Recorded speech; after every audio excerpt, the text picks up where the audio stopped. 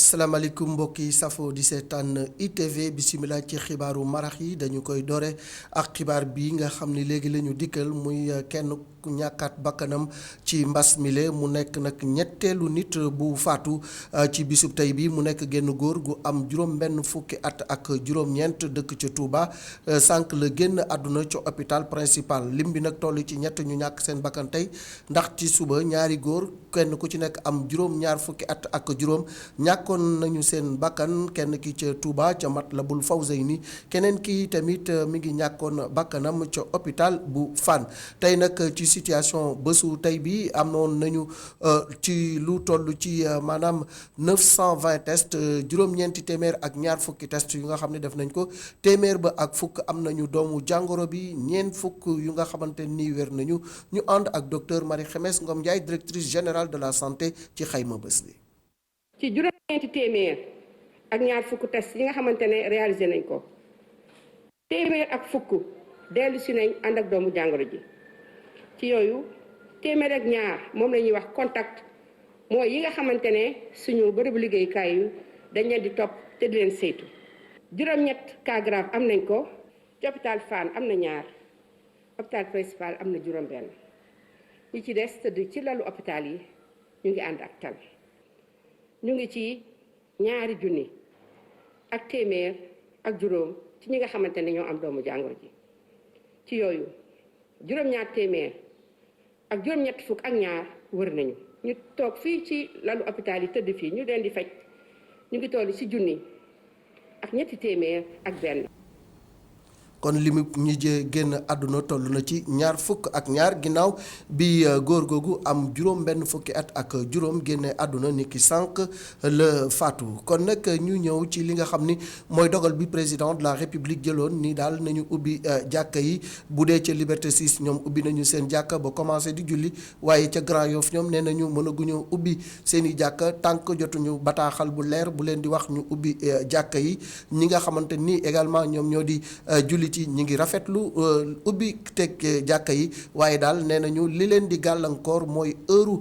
couvre-feu bi ba tax na duñu mën di naafilaak di def yu ñu mel reportage Cheikh Assana Fall Sidignan. julli bokk ci ponk yi gën a am solo ci diiney lislaam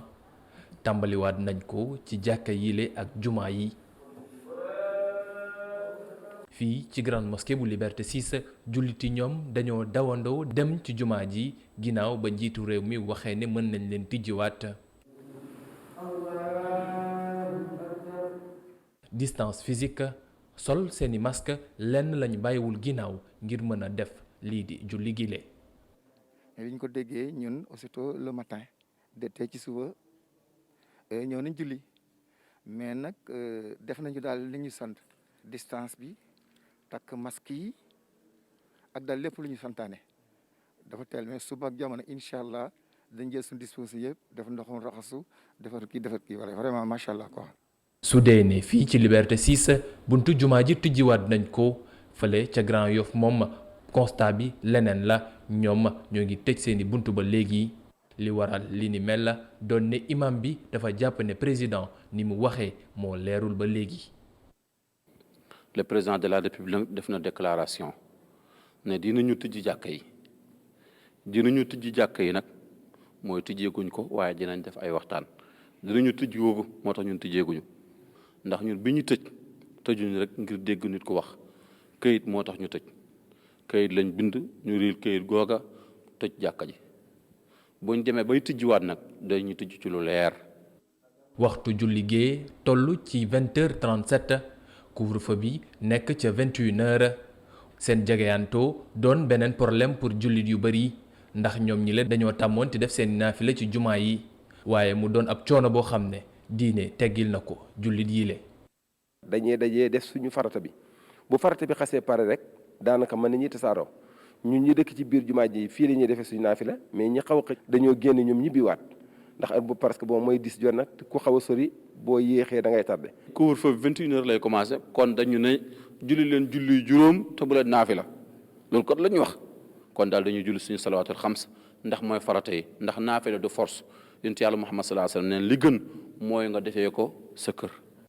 ci jamono joo xam ne Sénégal fi mu toll nii am na lu toll ci 1301 cas yoo xam ne am nañu feebaru coronavirus bi te ñu nekk ci traitement te ñu am tamit ñaar fukki nit ak benn yoo xam ne ñàkk nañ seen bakkan njiitu réew mi jëlaat décision ne day ubbiwaat bërëbu jaamukaay yàlla yile mu doon ab ubbiteef boo xam ne teg na ay laaj yu bari ci kanamu imam yile ndax ñoom ñoo ngi laaj lan moo waral fukki fan ak juróom-ñeent ci weeru mars ba ministre de l'intérieur di jël décision ne day tëj lépp loo xam ne daa jëm ci bërëbu jaamukaay yàlla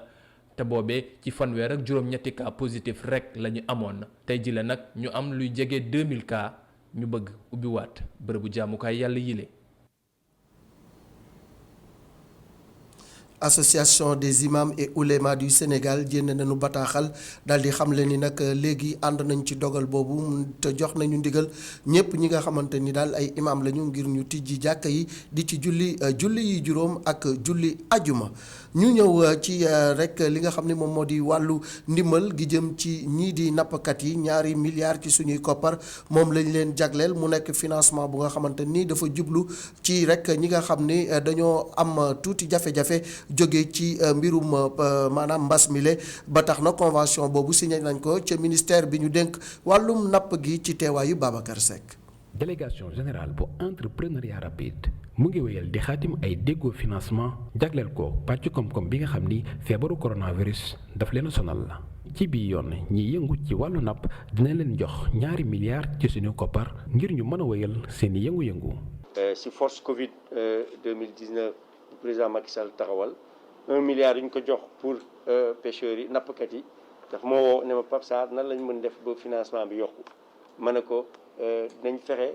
ba et puis moo wax ni gulet parce que am na yeneen ministre dañ leen ko jox ñu jël ko def ay subvention maye ko situation boo xam ne du am pérennité moom mu ne ma lu ma bëgg mooy acteurs yi ñu mettre en place système bi nga xamante ne fii ak 2 at 3 at fukki at man ak moom bu ñu fi nekkul financement bi continuer yokk. financement yi pàcc la ci fonds force Covid 19 bi nga xam ni dina tax ñi yëngu ci wàllu napp gi mën a noyyiwaat. ci acteurs yi de pêche artisanale muy nappkat yi waaye itam muy mareyeurs yi muy ñi nekk micro mareyage wala ñi nekk ci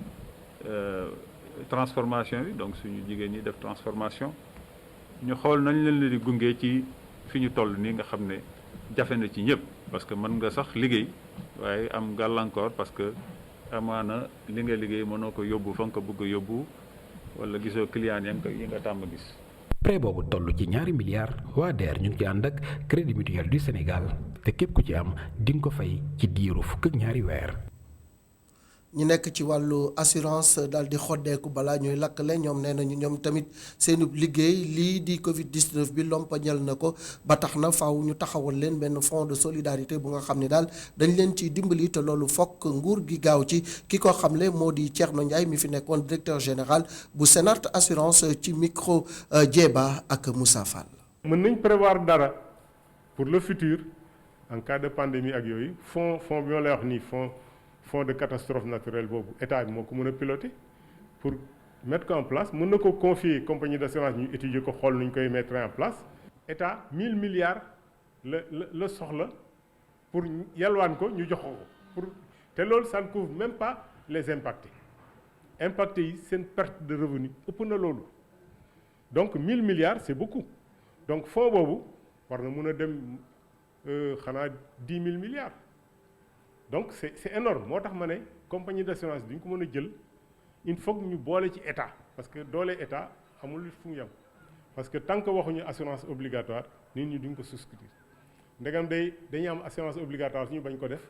di dàqanteeg policiers ak gendarme donc en bu ñu nee assurance facultative nit ñi amuñu culture assurance mais assureurs ñoo war a dem ci ñoom expliquer leen surtout que ñun suñu secteur bi. suñu économie informelle moo ko gàddu informel moo xam ne loo xam ne structuré wul légalement loo xam ne li amul kii donc problème yooyu assureur ñoo war a communiquer ak clients yi ñi nga xam ne ay potentiel assuré lañ ak commerçant yi boo jëlee exemple marché yi lakk et tout ça là assureur war nañ mën a dem ci marché yi expliquer leen yan assurance la ñu war a am. ci mbirum assurance moomu sax la ñuy des transporteur yu bari nag aj nañu seeni garantie loolu ki ko xamle moom moo di rek directeur exécutif bu association des assureurs du Sénégal li nga xam ne nag moom la xam ne nee na naam assurance yi tëjuñu seeni bunt waaye seeni jafe-jafe bari na lool Matar Faye ci micro Jéba ak Moussa Fall. les compagnies d'assurance ñëw bokk ci joxe maanaam benn enveloppe bu 500 millions pour rek ñu xool les secteurs yi nga xamante ne dañu impacté nan lañ ne jàppale par exemple pour mën leen jox ay ndàmpaay tey jii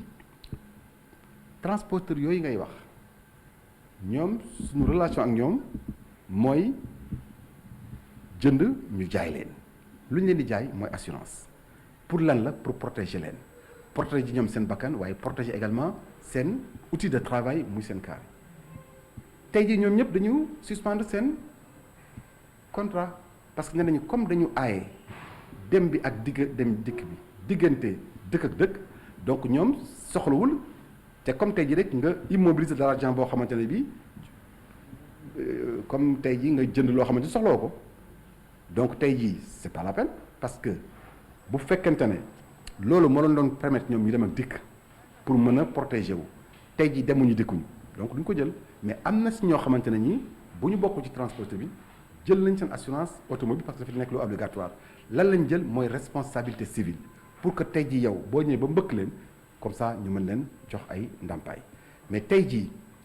les acteurs du transport wax dëgg yàlla ñu nag ñoom on est ensemble on est inséparable mën naa ne sax ñoom aussi c'est notre raison d'être parce que suñuy partenaire lañu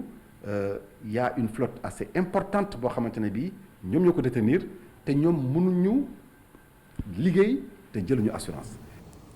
transporteur ak assureur mënuñoo tàggaloo waaye nag fële ca Tëngéej moom diggante commerçant ya ak ñi nga xamante ni ñoo di agents municipaux yi ña nga doon tojante ay bopp lu mat fukki nit ñàkk am nañ ci ay gaañu maire commune ba nag li mu xamle moo di ni daal ay agents dañu demoon rek ngir taxawal yoon ndaxte ñi nga xam ni ñoom ñoo di jaaykat yi dañoo daal di teggi yoon di daal di lal foofee di fa jaay ay légumes te loolu ambulant yi dañ leen ko tere woon bañ leen ko teree nag mbir ma indi fa ak gaañu yu bari Babacar Seck. marché central bu Tëngéej tey suba dafa tàng jër li ko waral di ay jàmmarloo yoo xam ni amoon na ci diggante commerçant yi ak ay agents yu mairie bi ñi di ambulant yi joxoñ baaraamu tuuma waa mairie bu Rufisque Est bi nga xam ni dañ jàpp ne dañ leen di jaay doole saa su nekk. waa maire Abdou Ndéla gisul ak yéen a jaay gisul ak yéen a jaay dem booy bi ci kanam police bi nañ ñëw organiser ñu dak nekk norme yi mënuñ ko ñu dem ak ñoom fu mu jeex waaw dara nañu dee fii bu suba amul dëkk le police boobu ba léegi ñu ngi saaga la trop léegi nit ñi bu ñu daanul doole sàcc nu ñuy def ay jeunes lañ dañuy daan doole nañ ñu bàyyi ñu daan suñu doole. waa mairie moom ñu ngi xam ne ni daa am ñuy jóge ci yeneen i gox ñëw di jaay ay légumes ci biir marché bi te dañ ko fay tere. mais am ay xale yoo xam ne yi dañu organiser wu ay kaani la ñuy jaay wala ay soble yor seen i paak ne fi ñuy tere pour ñu def